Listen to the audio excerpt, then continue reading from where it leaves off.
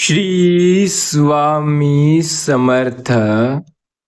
स्वामी सांगतात, माझ्या प्रिय मुला, या संदेशाला आज तू येत्या फक्त 15 मिनिटापर्यंत ऐकून बघ. तुझ्या जीवनात जे दुःख चालू आहे, तुझ्या जीवनात जे अडचणी, जे संकटे आहे, ते आम्ही येत्या 15 मिनिटामध्ये नक्की दूर करू. या संदेशाला तू दुर्लक्ष करण्याचा प्रयत्न करू नको. हा संदेश तुझ्यासाठी जीवन उपयोगी ठरणार आहे. या संदेशाद्वारे तुझ्या सर्व इच्छा येत्या काही काळात पूर्ण होतील. या संदेशाला आज तू शेवटच्या क्षणापर्यंत ऐकून तर बघ. तुला जे काही हवं आहे ते स्वामी आज नक्की तुला देतील. काळजी न करता प्रयत्न करणे हाच एक मानवाचा उत्तम धर्म आहे. जो व्यक्ती सतत प्रयत्नशील असतो तो नेहमी पुढे जात असतो. आयुष्यात प्रयत्न करणे कधी थांबवायचे नसते. आज आपण जे करत आहोत ते उद्याला आपल्याला मिळते. स्वतःवरती विश्वास असून आपण नक्की कुणालाही काहीही सांगू शकतो. तसेच आपल्या आयुष्यात आपण काहीही करू शकतो. रस्ता चुकणं हे चुकीचं नसतं, मात्र रस्ता चुकत आहे हे जर आपल्याला समजत असेल पण त्याच रस्त्याने चालत राहणं हे मात्र चुकीचं असतं. न पटणाऱ्या गोष्टी सोडून द्यायला शिका, कारण घेतलेला श्वास सोडल्याशिवाय पुढचा श्वास घेता येत नाही. काही देवदर्शनाला गेला तरी रांगेतून जा, कारण चोरवाटा मृत्यूपर्यंत नेतात, देवापर्यंत नाही. आयुष्यात एक गोष्ट लक्षात ठेवा, शब्दांची निवड हे चुकली की वाक्य बिघडते आणि माणसाची निवड चुकली की आयुष्य बिघडते. हे नेहमी लक्षात असू द्या, जे आपण दुसऱ्याला देत असतो ते आपल्याला परत मिळते. मग ते आनंद असो, प्रेम असो अथवा दुःख असो. स्वामी म्हणतात, तुमचा जर माझ्यावरती विश्वास असेल, तुम्ही जर मला मानत असाल तर या व्हिडिओला एक लाईक करून चॅनलला सबस्क्राईब नक्की करा. आयुष्यात काही जरी झाले तरी स्वतःवरती विश्वास ठेवा.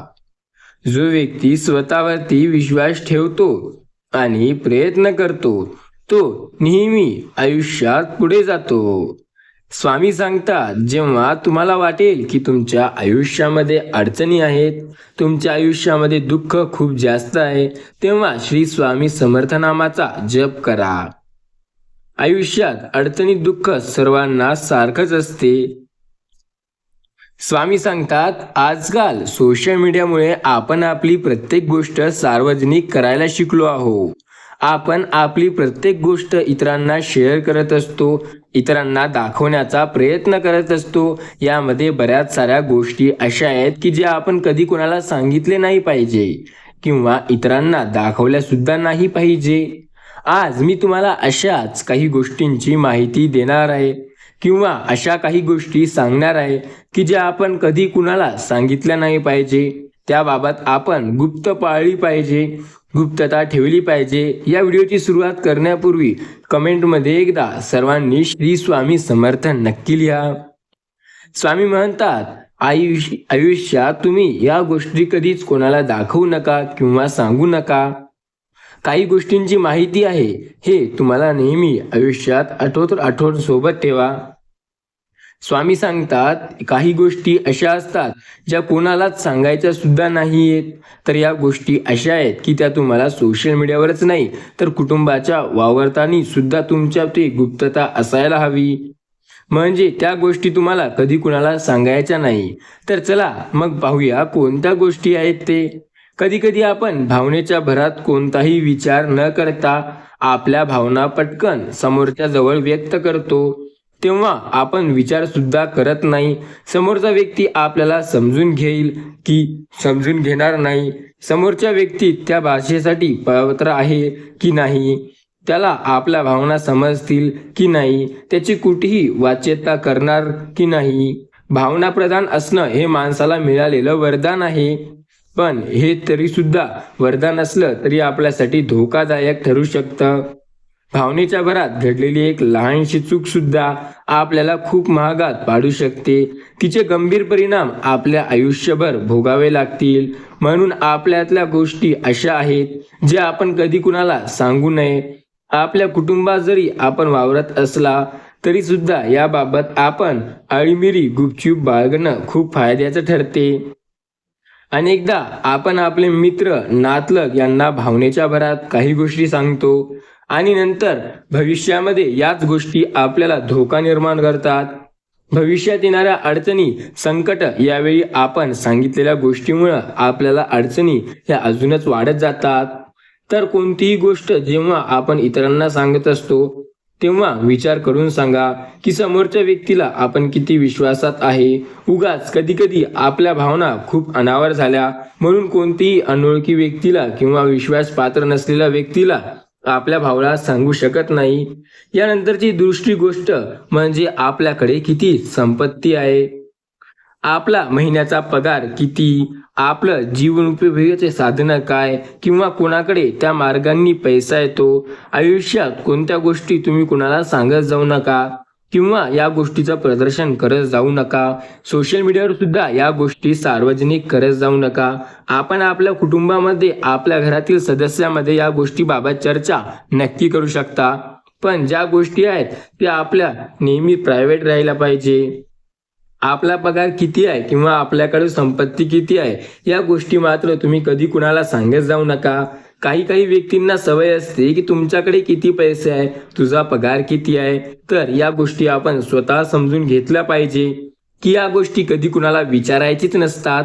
जर आपण अशा गोष्टी सांगितल्या तर आपला जो काही विविध मार्गाने पैसा मिळत होता त्यामध्ये अडचणी निर्माण होतात आणि मग आपल्याला कळत नाही की नक्की काय झालं आहे. जे सोशल मीडिया आहे त्यामुळे आपण सर्व सार्वजनिक करत असतो. सार्वजनिक करण्यात अडचण काही नाही, पण त्यामुळे आपल्यालाच अडचण जाते.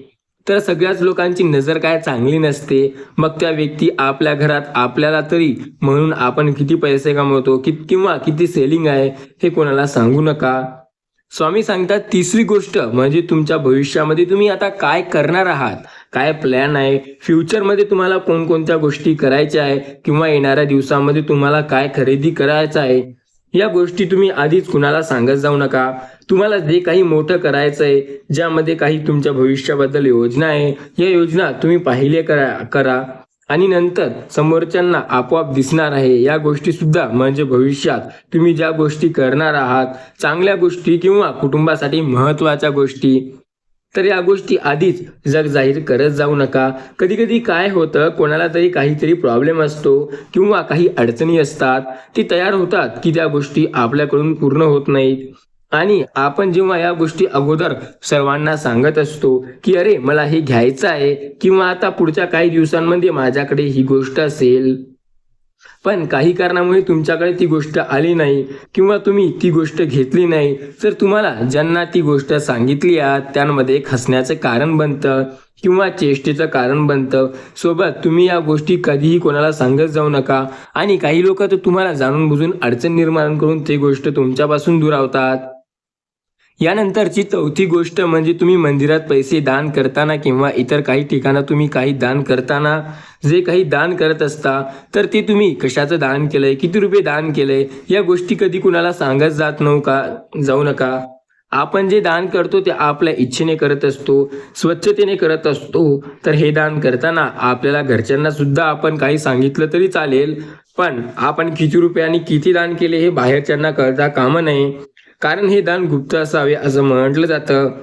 आपण दान केलेल्या वस्तूंची नोंद ही फक्त देवाकडे असते आणि देवाकडे असायला हवी. म्हणून आपण दान करताना ते गुप्त असावं आणि हे दान सत्पत्र असावे. यानंतर अजून एक महत्वाची गोष्ट, जेव्हा आपण एखाद्या व्यक्तीला बोलतो तेव्हा खूप जास्त त्याला जवळ जातो, त्याला बोलायला लागतो, आपल्या प्रत्येक गोष्टी त्याला सांगायला लागतो, तर हे पूर्णपणे चुकीचं आहे.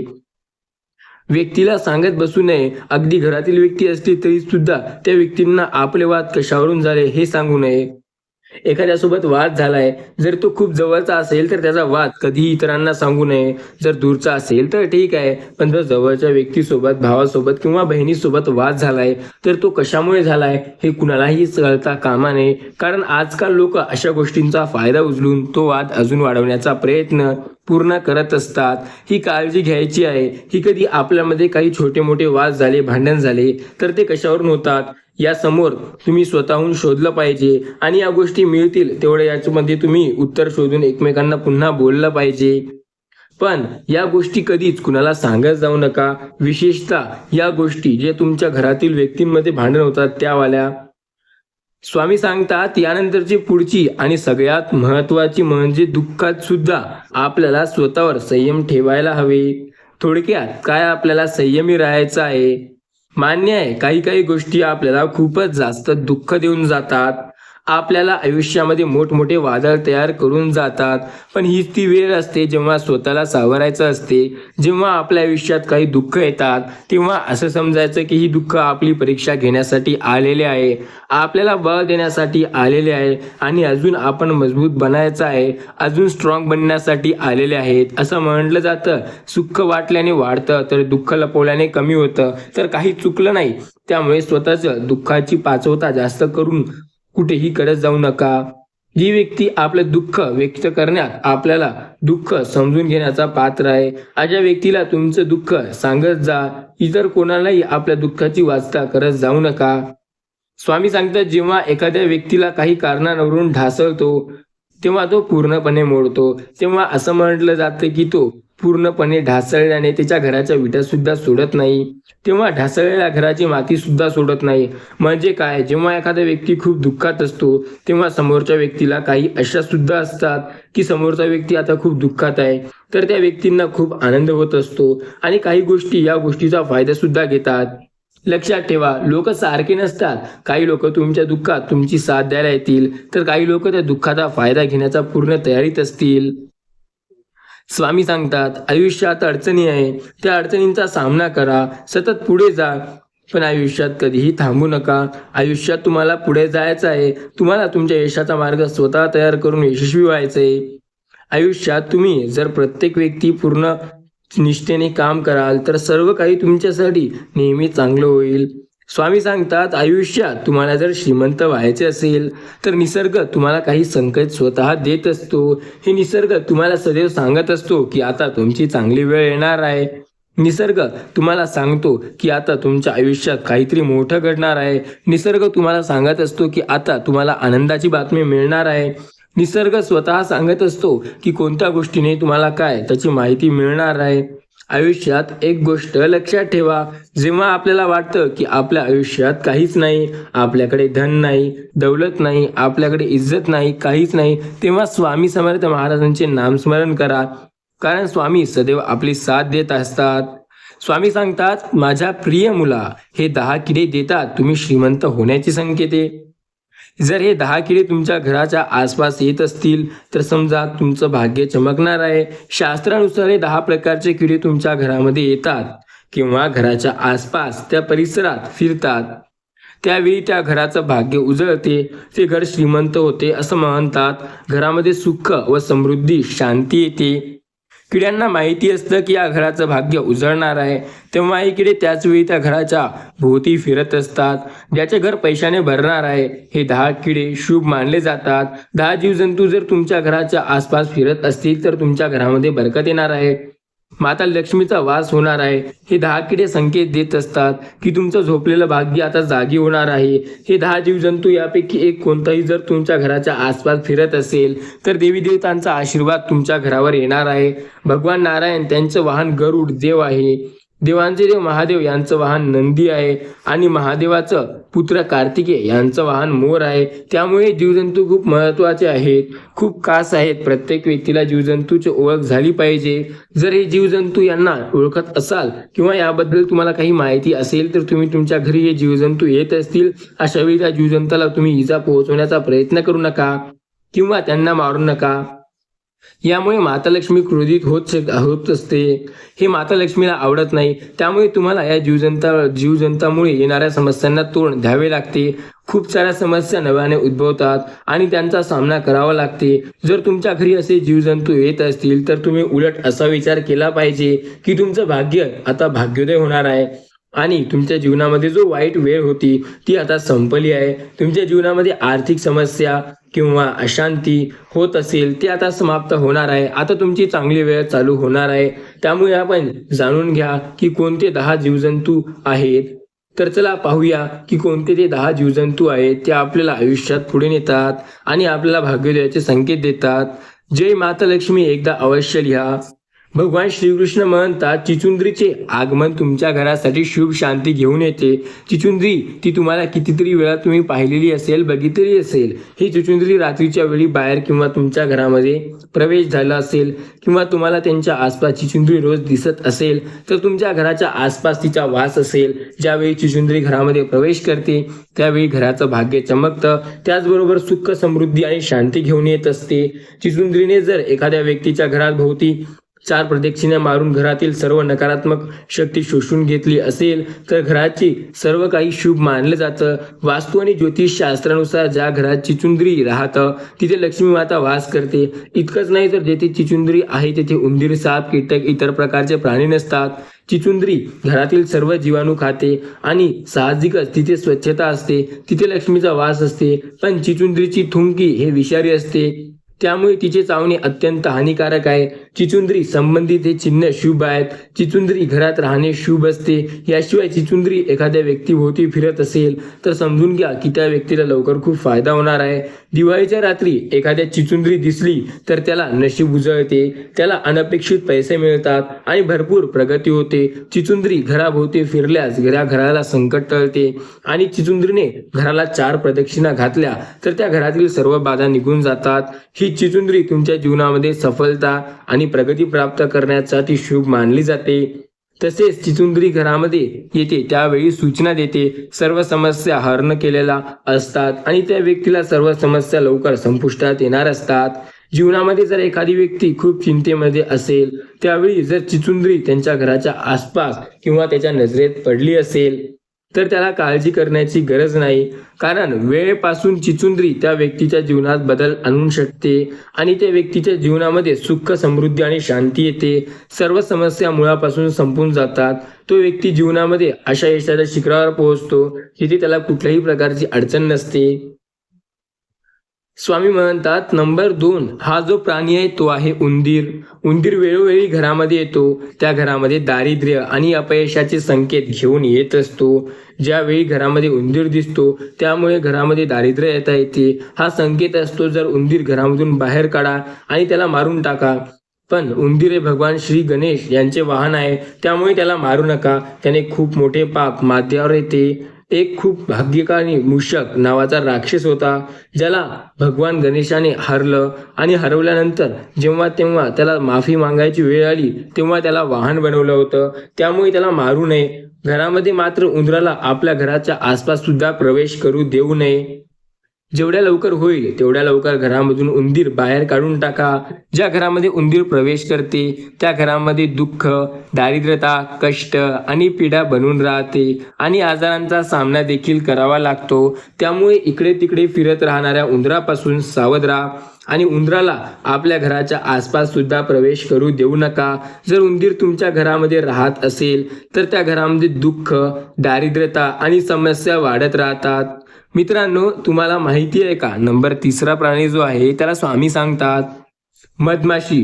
तर तुम्हाला माहितीच असेल, कारण मधमाशी ज्या वेळेस मधाचे पोळे बनवते त्या घरामध्ये कधीही बरकत होत नाही. मधमाशीचा पोळ जर एखाद्या घरामध्ये किंवा घरासमोर झाडावर असेल तर ती त्या घरामध्ये कधीही बरकत होऊ देत नाही. त्या घरामध्ये सतत दुःख, क्लेश, वाद निर्माण करतात. भांडणे, अशांती राहते. मधमाशी पोळ घरामध्ये कधीही नसावे किंवा मधमाशीचे छोटे छोटे होल असेल ते देखील घरामध्ये आसपास असू नये. अशा मधमाशीच्या घरामध्ये माणसाच्या घरामध्ये नेहमी पोळ्याप्रमाणे घरामध्ये छिद्र होऊ लागतात आणि जर घरामध्ये लहान मुलं असतील तर त्या मुलांना मधमाशीपासून धोका देखील असतो. त्यामुळे मधमाशी खूप हानी पोहोचवू शकतात. त्यामुळे तुमच्या घराच्या आसपास मधमाशीचा पोळ असेल किंवा घरामध्ये असेल तर ते लवकरात लवकर बाहेर काढण्याचा प्रयत्न करा. किंवा त्यांना उठून लावण्याचा प्रयत्न करा. त्यामुळे जर घरामध्ये मधमाशीचे पोळं असेल तर घरामध्ये दुःख आणि कष्ट येत राहतात. फुलपाखरू मित्रांनो, नंबर 4 जो प्राणी आहे त्याला स्वामी सांगतात. रंगीबेरंगी फुलपाखरू त्या सगळ्यांनाच आवडतात. ते शुभ संकेत घेऊन येतात असं म्हणतात. रंगबिरंग फुलपाखरं हे सोनेरी कलरची फुलपाखरी जर तुमच्या घराच्या आसपास दिसली तर सुंदर मनमोहक फुलपाखरी घरामध्ये बरकत घेऊन येते. त्यावेळी समजून जा की घरामध्ये अशी फुलपाखरी जर येत असेल त्यावेळी तुमचे जीवन सुद्धा रंगीबिरंगी होणार आहे. घरामध्ये असे फुलपाखरू बरकत घेऊन येते. प्रत्येक समस्यापासून सुटका करण्यासाठी हे फुलपाखरू आपल्याजवळ येते. हे फुलपाखरू खूप चमत्कारी मानले जाते. घरामध्ये सुख, समृद्धी, घरामध्ये वाद विवाद व अशांती होत नाही.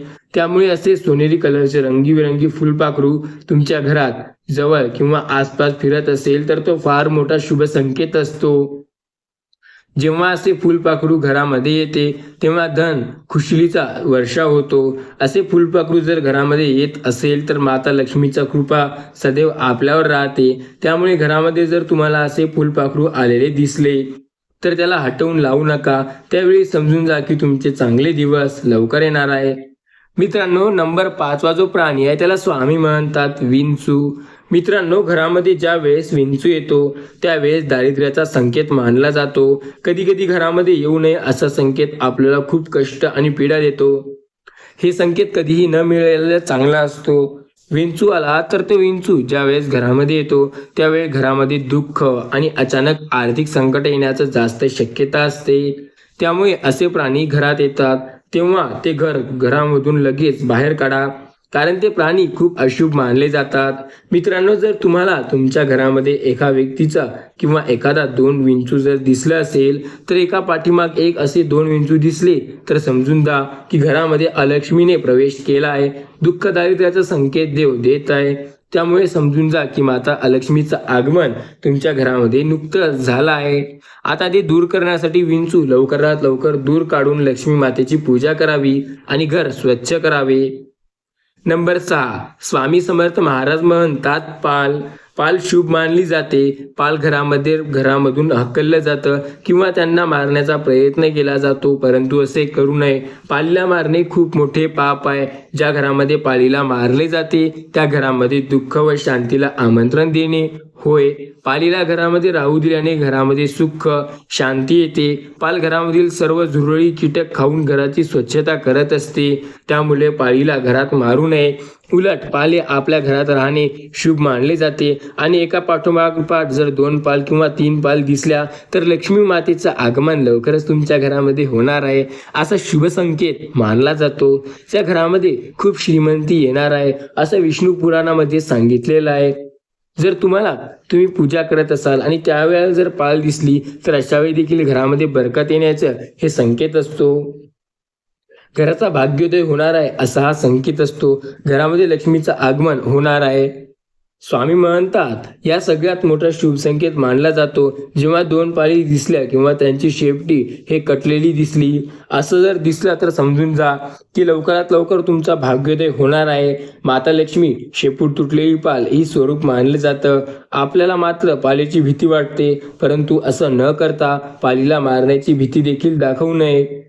असं करणं पाप आहे. पालीला मारण्याने जीवनामध्ये खूप मोठ्या समस्या सामोरे जावं लागतं. यामुळे जीवनात आर्थिक समस्या येतात, अडचणी येतात आणि अजून काही संकटे येतात. स्वामी म्हणतात, नंबर 7, हे प्राणी खूप छोटा आहे, सतत सोबत असतो पण तुम्हाला माहिती नाही. मुंगी. जर मुंगी तुमच्या घरामध्ये येत असेल तर ते शुभ संकेत घेऊन येत असते. त्यामुळे तुमच्या घरामध्ये जर पूर्ण दिशेकडून मुंगी येत असेल तर सतत भाग्याचा लक्षण आहे, लवकर चमकणार आहे असं समजलं जातं. दुःखाचे दिवस संपून जातं, सुखाचे दिवस चालू होतात. त्यामध्ये घरामध्ये सुख, समृद्धी व शांती येणार आहे असं समजून जायचं असतं. घरामध्ये लवकर परदेशी यात्रा किंवा परदेश आगमन होणार आहे असा देखील संकेत येत असतो. त्या घरामध्ये खूप जास्त तरक्की होणार आहे. ज्या घरामध्ये सगळे प्रॉब्लेम दूर होऊन घरामध्ये सुख शांती येणार असते. स्वामी सांगतात, लग्नासंबंधित प्रॉब्लेम संपणार असतो. जे प्रॉब्लेम आहे त्याचा मूळ पूर्णपणे नष्ट होणार असतो. तुम्हाला चिंता सतावत असेल तर असे प्रॉब्लेम संपणार असतात.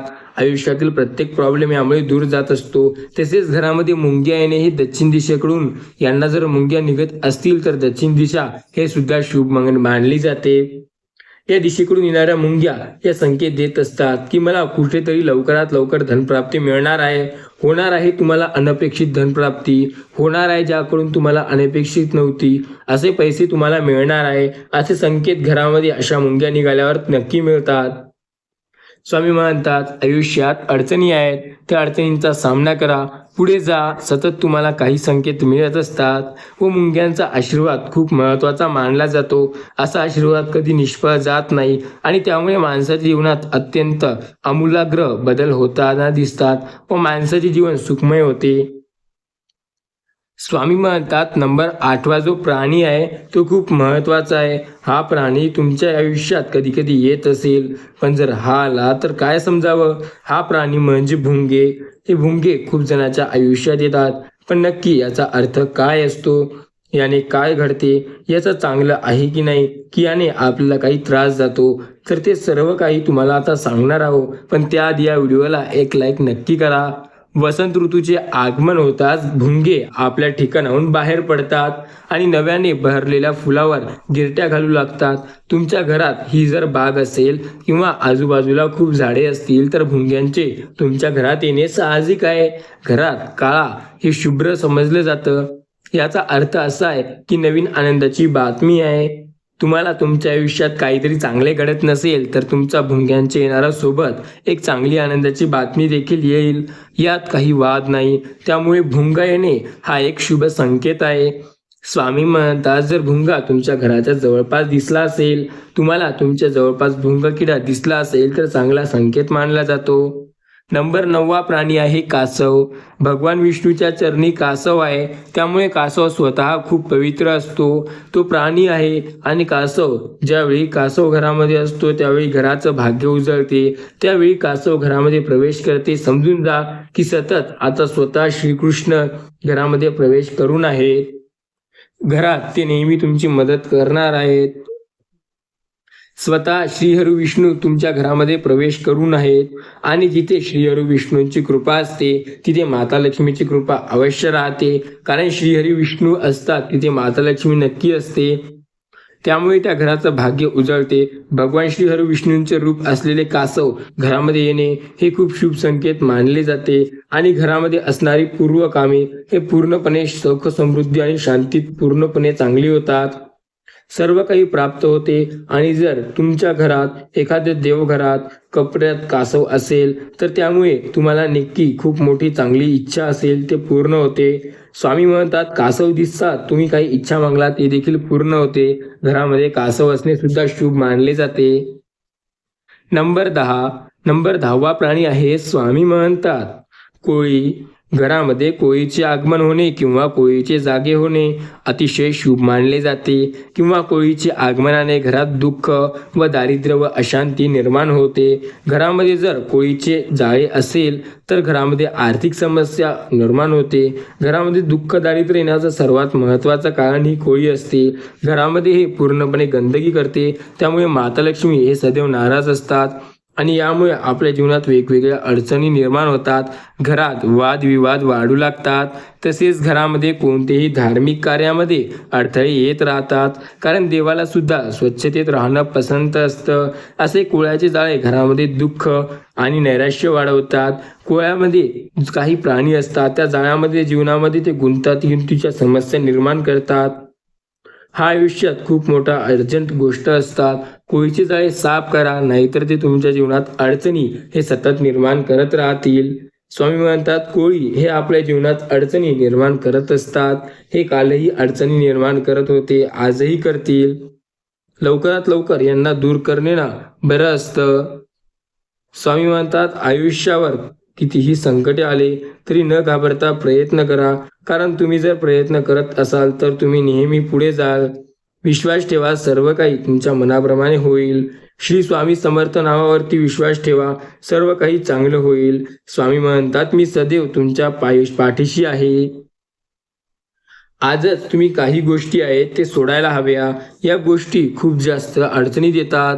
आयुष्यात माती करणाऱ्या असतात या 36 सवयी आजच सोडा. या सवयी जर तुम्हाला असतील तर तुम्ही आत्ताच हा व्हिडिओ पूर्ण पहा आणि ते सवयी सोडा. 1. नेहमी कोणाच्या तरी धाकात राहणं. सांगकाम्यासारखं कामं करणं सोडून द्या. स्वतःची वेगळी ओळख निर्माण करा. 2. सतत चिंता आणि काळजी करू नका. आयुष्य खूप सुंदर आहे, ते आनंदाने जगा. सतत चिंता आणि काळजी करून तुम्ही आजारपण मागे लावून घेता. विशेषतः चिंता आणि काळजीमुळे आयुष्यात खूप आजार वाढतात. 3. व्यसन. माणसाच्या शारीरिक, मानसिक, आर्थिक आणि सामाजिक हानी करणे ही हानी कधीही चांगली नसते. 4. मनामध्ये आपल्याला खूप जास्त चिंता किंवा अडचणी बाळगून स्वतःला कमी लेखण्याची स्वतःचा आत्मविश्वास कमी होतो. आत्मविश्वास कमी झाला तर तुमचा समाजात आणि 4 लोकांमध्ये वावर हे कमी होतो. 5. आळस. आळसामुळे आपलं व्यक्तिमत्व, कर्तव्य आणि बुद्धी नेहमी मागे पडते. आळस झटकन कामाला लागेल तरच आयुष्यात पुढे जाणं शक्य आहे. 6. घरातील खाजगी गोष्टी कधी कोणाला सांगू नका, नाहीतर लोक पाठीमागे लागून तुमची मस्करी करतील, तसेच वेळेप्रसंगी त्याचा गैरफायदा देखील घेऊ शकतात. 7. नीट पारखल्याशिवाय कोणत्याही गोष्टीला जवळ करू नका. लोकांना दूर ठेवलेलंच बरं. अंधविश्वास तुम्हाला अडचणीत आणू शकतो, त्यामुळे आपल्या आयुष्यात येणारा प्रत्येक माणूस हा पारखून घ्यावा. 8. कधी कोणाला जामीन राहू नये. पोलीस स्टेशनची पायरी आपल्याला चढायला लागू नये याची काळजी घ्यावी. तसेच आजूबाजूचे लोक सज्जन आणि संवेदनशील आहेत का याचीही काळजी घ्यावी.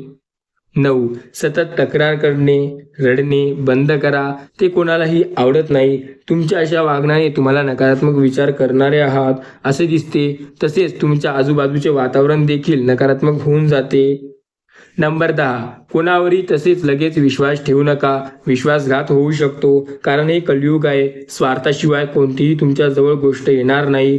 11. विनाकारण संतुष्टी किंवा सतत तुम्ही चेष्टा करणे सोडा. जवळीक दाखवणारे यांचा सुप्त हेतू ओळखा. हेतू ओळखला नाही तर तुमचे नुकसान होऊ शकते. नंबर 12. तारुण्य परतून येत नाही, म्हणून तारुण्यात छेदूट वर्तन करू नका. सगळ्या गोष्टीचा आनंद घ्या, परंतु कुणाच्याही चुकीच्या कामात किंवा अडचणीत सापडून आपले आयुष्य बर्बाद करू नका. नंबर 13. तुमच्याकडे असणारा स्किल्स कधीही वाया घालवू नका. याचा योग्य तो मोबदला घ्या, कारण फुकट मिळालेल्या गोष्टीची लोकांना किंमत नसते. नंबर 14. आपल्याला सोडून गेलेल्या व्यक्तींचा जास्त काळ शोक करत बसू नका. जवळ आहे त्यांची काळजी घ्या, कारण काळ झपाट्याने पुढे जात आहे. आपणही काळासोबत चालायला हवं. शोक केलेल्या आपल्या आयुष्यातून निघून जातात. व्यक्ती परत नाही येत, म्हणून आपल्याला जे जवळ आहे त्याला नेहमी जपायला शिकावे. नंबर 15. मूर्ख लोकांच्या नादी लागू नका आणि आपला वेळ वाया घालवू नका. मूर्ख लोकांचा मालक होण्यापेक्षा शहाणा माणसाचे नोकर बनणे कधीही चांगलं असते. नंबर 16. रागात उचललेलं पाऊल हे नेहमी चुकीच्या दिशेने घेऊन जातं, म्हणून नेहमी आपलं डोकं शांत आणि मन स्थिर करा. कोणत्याही गोष्टीचा अतिरेक करू नका. अति सर्वत्र वर्जनते, मग ते कुठल्याही बाबतीत असो, आपली वागणूक असो किंवा आपली सामाजिक वर्तन असो. नंबर 18. स्वतःच्या कर्म आणि कम्फर्टेबल झोनमधून बाहेर पडा. मेहनत करायला घाबरू नका आणि काहीतरी नवीन शिकण्याचा प्रयत्न करा. रिस्क घेऊन काम करा. रिस्क घेतल्याशिवाय मोठं यश कधी मिळणार नाही. नंबर 19. सोशल मीडिया, टी व्हीवरती मालिका आणि चित्रपट यामध्ये दाखवलेल्या सगळ्याच गोष्टी खऱ्या नसतात, तर आभासी असतात. हे कायम लक्षात ठेवा. नंबर 20. तुमचा पगार कधी कोणाला सांगू नका. तुमच्या पगारावरून लोक तुमची किंमत ठरवतील. तुम्हाला किती मानसन्मान द्यायचा ते ठरवतात. नंबर 21. स्वतःला गरजेपेक्षा अधिक महत्त्व देऊ नका, कारण स्वतःला गरजेपेक्षा जास्त महत्त्व दिल्याने अहंकार निर्माण होतो आणि अहंकारामुळे दुर्गती सुरू होते. नंबर 22. तुमच्या आणि तुमच्या जोडीदाराच्या आयुष्यात येणारी माणसे नीट पारखा. पारखण्यात जर चूक झाली तर आयुष्य बर्बाद झाले म्हणून समजा. नंबर 23. आपल्या भावनांना योग्य वेळी वाट मोकळी करू द्या, नाहीतर भावनांचा उद्रेक होतो किंवा भावनांना मनामध्ये साठवून ठेवल्यास मानसिक आरोग्य बिघडू शकते. यामुळे आपणास अनेक अडचणींचा सामना करावा लागतो. नंबर 24. आर्थिकरित्या साक्षर बना, नाहीतर कितीही पैसे आले तरी त्याची बचत आणि गुंतवणूक होणार नाही. परिणामी परिस्थिती आहे तशीच राहील. नंबर 25. देवावर विश्वास ठेवा. माणुसकी कधी सोडू नका. आपण जपलेली माणुसकी ईश्वर भक्ती होईल. समाजामध्ये माणुसकी वागल्याने कोणताही देव जाण्याची गरज पडत नाही. देव आपल्या कर्माने भेटतो.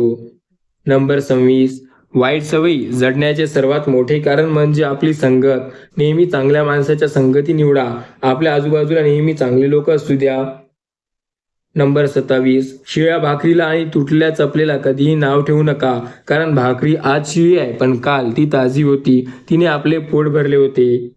आणि चप्पल आज तुटली आहे पण तिने काल आपल्याला आधार दिला होता. म्हणून आपल्या आयुष्यात प्रत्येक व्यक्ती फार मोलाची आहे आणि तिची किंमत ही वेळ आल्यावर कळते, हे लक्षात ठेवा. नंबर 28, जर एखादी व्यक्ती तुमच्याबरोबर वाईट वागत असेल तर लगेच नातं तोडण्याची घाई करू नका. थोडा वेळ द्या, विचार करा, नाहीतर नंतर पश्चाताप होईल आपल्याला. नंबर 29, यशाचा रुबाब आईवडिलांसमोर करू नका. कारण त्यांनी आयुष्यभर करून तुम्हाला जिंकवले आहे, हे विसरू नका. नंबर 30, जेव्हा पैसे नसतात तेव्हा झोप येत नाही. या उलट जास्त पैसे असतात तेव्हा झोपेच्या गोळ्या घेऊन झोपावं लागतं.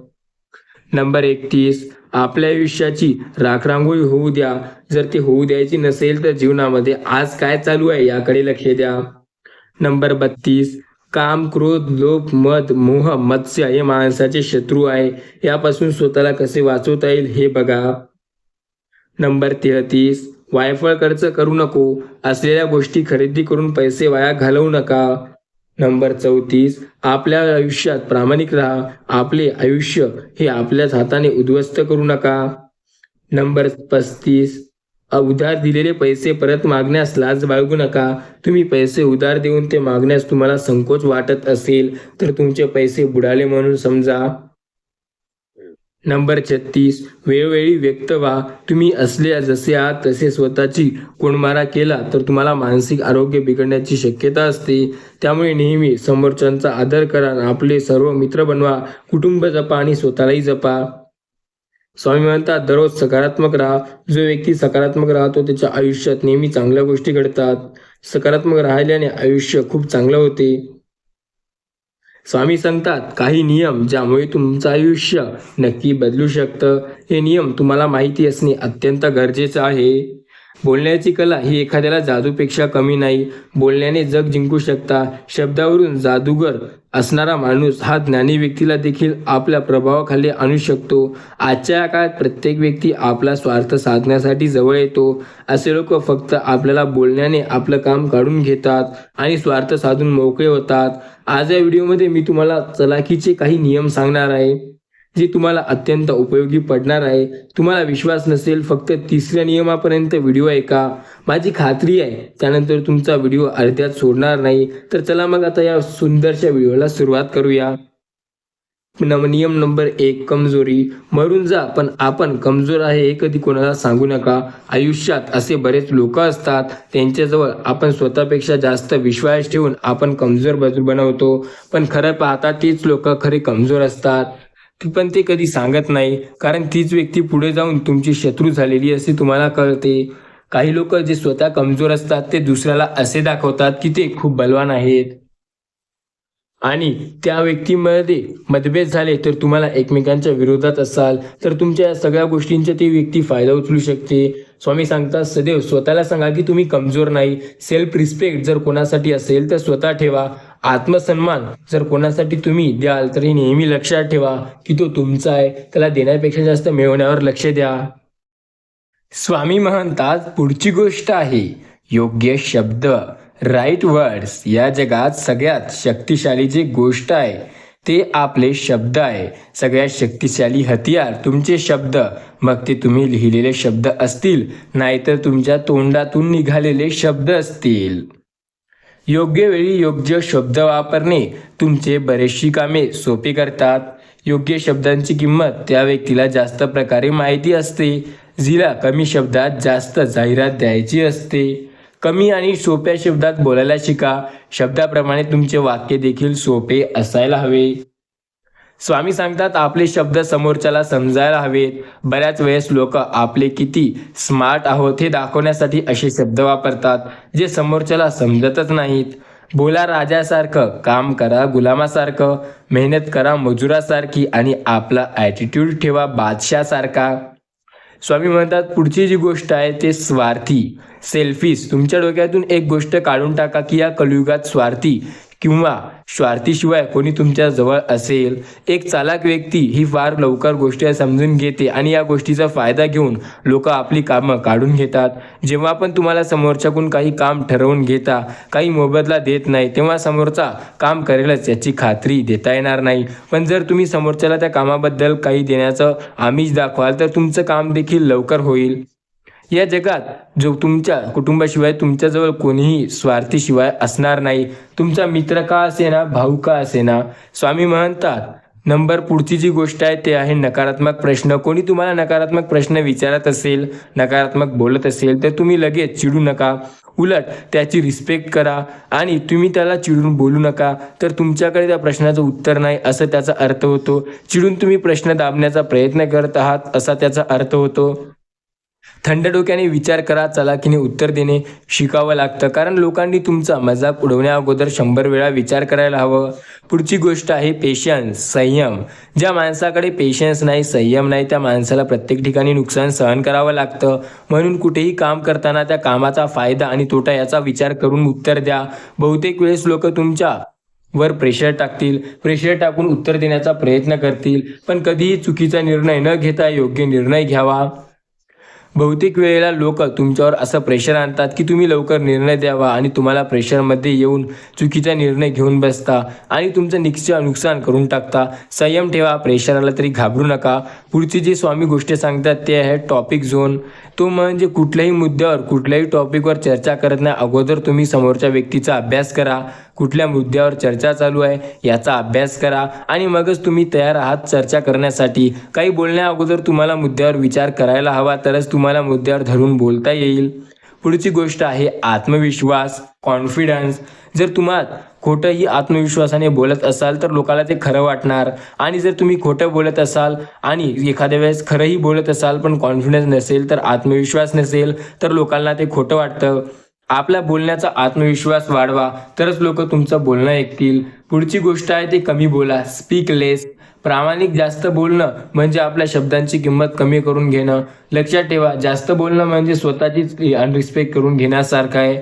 10वी जी गोष्ट आहे ती आहे आय कॉन्टॅक्ट. नजरेला नजर देऊन बोलण्याने बरेच वेळेला समोरच्याला जे बोलत आहात ते इकडे तिकडे बघतं, तेव्हा त्या व्यक्तीला वाटतं की तुम्हाला ते इग्नोर करतंय. पण तुम्ही त्याच्या नजरेत नजर जेव्हा टाकून बोलता तेव्हा त्याचा कॉन्फिडन्स एक वेगळा वाटतो. पुढची गोष्ट आहे तोंडाकड पण मनाने साफ बोला. तोंडाने कडू बोलला तरी चालेल, पण मनाने गोड असणारे शब्द वापरा. शब्द गोड वापरा, पण त्यात तुम्ही स्वार्थ साधून घेऊ नका. पुढची गोष्ट आहे जलद आणि स्थिर विचार. एका राजाने आपल्या सगळ्यांना सल्ल्यांना 100,000 काहीतरी मुद्रे दिले होते आणि त्यानंतर एक अट घातली की ही नाणी खर्च करताना माझा चेहरा बघून खर्च करायची आणि दुसरी अट की पुढचे 7 दिवस तुम्हाला भेटणार नाही. 7 दिवसानंतर त्या नाणी खर्च झाली असतील तर मी मंडळातील चांदीचे 15 आणि 5,000 सोन्याची नाणी देईल. 7 दिवसानंतर सगळे सल्लागार राजाला घेऊन भेटले. सगळ्यांनी तेच सांगितले की राजा, नाणी खर्च झाली नाही कारण तुम्ही दिसलेच नाही. तुमची अटीनुसार आम्ही खर्च करू शकलो नाही. त्यातला एक सल्लागार म्हणाला, राजा, मी माझी सगळी नाणी खर्च करून आलो. आणि तुमच्या अटीनुसार? राजाने आश्चर्याने विचारले, कसे? सल्लागार म्हणाला, प्रत्येक नाणं खर्च करताना मी त्या नाण्याकडे बघत होतो आणि मग मला ते देत होतं, कारण राजाने प्रत्येक नाण्यावर तुमचे चित्र आहे. प्रश्न हा नाही की तुम्हाला कुठल्या परिस्थितीत कसा विचार करता आला पाहिजे. प्रश्न हा आहे की तुम्ही जे प्रश्न सोडवताय ते नेमका तुम्हाला समजायला हवा. जर प्रश्न समजला तर उत्तर नेहमी तुम्हाला मिळेल. पुढची गोष्ट जी आहे ती आहे पायाला लागलेली ठेच आपल्याला सांभाळून चालायला शिकवते आणि मनाला लागलेली ठेच समजूतदारीपणा शिकवते. आपल्याला जर समजूतदारपणाने जगायचं असेल तर ठेच काय आहे याकडे लक्ष न देता प्रयत्नांकडे लक्ष द्या. पुढची गोष्ट आहे मतलबी. या जगात मतलब हा शब्द वजनदार आहे. एकदा का मतलब निघाला की चांगलं नातं तुटायला सुरुवात होतं, माणसं दूर व्हायला सुरुवात होतात. मतलब आहे तोपर्यंत सगळं जवळ राहतात. म्हणून आपल्या चालाखीने लोकांना बांधून ठेवा. लोकांचा मतलब दाखवून त्यांना तुमच्यावर अवलंबून ठेवा. यामुळे लोक तुमच्यापासून दूर जाणार नाही. एकदा का एका ज्योतिषराजाने सांगितलं की 10 वर्षानंतर राणी मरणार आहे आणि झालेही तसंच. 10 वर्षानंतर राणी मरण पावली. राजाला संशय आला की ज्योतिषाने तिची गोष्ट खरी करण्यासाठी राणीला मारले असावे. ज्योतिष आपल्यासाठी अडचण होऊ नये म्हणून राजाने त्याला मरण्याचा निर्णय घेतला. त्याला मारण्या अगोदर राजाने ज्योतिषाला विचारलं, तू ज्योतिष आहे ना, चल सांग तुझा मृत्यू कधी होणार आहे. ज्योतिषाने चालाखीने उत्तर दिलं की तुमचा मृत्यू तुमचा मृत्यू ठीक 2 दिवसा अगोदर माझा मृत्यू आहे. राजा घाबरला की जर मी या ज्योतिषाला मारले तर दुसऱ्या दिवसानंतर माझाही मृत्यू होईल. राजाने त्याला सोडून दिलं. लोकांना आपल्याला असं गांभीर्य ठेवायला शिका की आपल्याला सोबत वाईट करण्या अगोदर त्यांना विचार करावा लागेल. स्वामी म्हणतात पुढची गोष्ट आहे, ज्यांना काही ध्येय नाही, ज्यांच्या आयुष्यात काही उद्दिष्ट नाही, अशा लोकांसोबत कधी बसू नका. ही गोष्ट तुम्हाला कटकू शकते, पण हे खरं आहे. जर एखाद्या व्यक्ती तुम्हाला ध्येय दाखवणार नसेल, एखाद्या व्यक्तीच्या आयुष्यात ध्येय नसेल, तर ते तुमचेही ध्येय पूर्णपणे बिघडण्याचा प्रयत्न करेल. नेहमी काही ना काही शिकत राहा. मनाने नाही तर डोक्याने विचार करायला शिका. जी व्यक्ती डोक्याने नाही मनाने विचार करते ती नेहमी इमोशनल होते आणि भावनिक होऊन विचार करते. त्या व्यक्तीला लोक सहज मूर्ख बनवतात. पण तुम्हाला मूर्ख बनायचं नाही तर डोक्याचा वापर करायला शिका.